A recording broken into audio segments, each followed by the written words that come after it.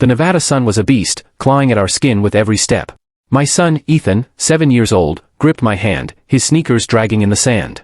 The men in the beat-up truck had laughed as they shoved us out, their words sharp as knives. Leeches need to learn to crawl. The memory of their sneers burned hotter than the desert around us. I'm Lila Carter, 32, a mom with nothing but a backpack, a half-empty water bottle, and a kid who deserved better than this. We'd been hitching rides from Reno, chasing a whisper of a job in Vegas. Bad choices and worse luck landed us here, miles from anywhere, with the highway a distant shimmer. Ethan's brown eyes, wide and scared, searched mine for answers I didn't have. "Mom, are we gonna be okay?" he asked, his voice trembling. I forced a smile, brushing his sweaty hair back. "Yeah, buddy. We'll figure it out." My throat was dry, my heart pounding, but I'd die before letting him see my fear. We started walking, the sand scorching through my boots, each step a prayer for a miracle. Hours later, the sun dipping low, we stumbled on a ghost town, Calico Springs, according to a faded sign. Tumbledown shacks and a creaking saloon sign greeted us, the air heavy with dust and secrets. Ethan's face lit up, hope flickering. "People live here, Mom?" "Doubt it," I said, guiding him into an old store, its shelves bare except for a dented can of peaches. I pried it open, and we shared the sweet, sticky fruit, a brief moment of relief. Then Ethan spotted a trapdoor under some crates. Against my better judgment, we opened it, descending into a cool, dark mine shaft lit by my phone's fading light. At the bottom, we found crates of old papers, maps, letters, blueprints. One letter, dated 1952, mentioned a cache hidden in the desert, something worth killing for. My pulse raced. Was this our way out? A rumble shook the ground, dust falling like a warning.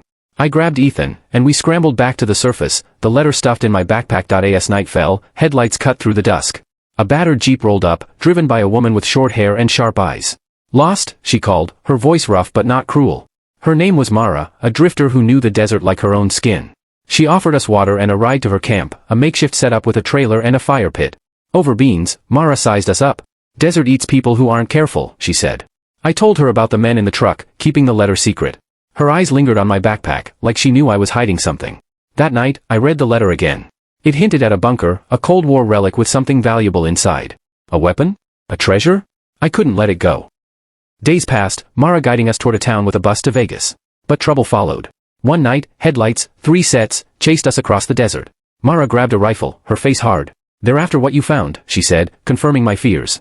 Bullets tore through the night as we ran, hiding in a canyon. Mara admitted she'd once worked for the government, knew about the bunker rumors. "It's big," she whispered. "Bigger than us." The letter's maps led us to a rocky outcrop, a hidden hatch buried in the stone. Inside was a bunker, its walls lined with dusty tech and a locked safe. Mara cracked it open, revealing a data drive etched with a serial number. "Experimental tech," she said, her voice low. "Worth more than you can imagine." The bunker shook, our pursuers had found us. Mara thrust the drive at me. "Run. Protect your kid." We fled through a tunnel as explosions rocked the chamber. Mara stayed behind, her rifle barking. I didn't look back. Vegas was a blur of neon and danger. I hid the drive, paranoia dogging every step. A journalist named Sam, Mara's contact, met us in a diner. "This drive's a death sentence," he said, arranging new IDs and a bus to Oregon. "Disappear, Lila." On the bus, Ethan slept against my shoulder, the desert fading behind us. The drive was hidden, a secret I'd guard until I knew it was safe. "We're safe now, Mom?" Ethan mumbled. "Getting there," I said, kissing his forehead. The road ahead was long, but we were alive, together, and that was enough. For now.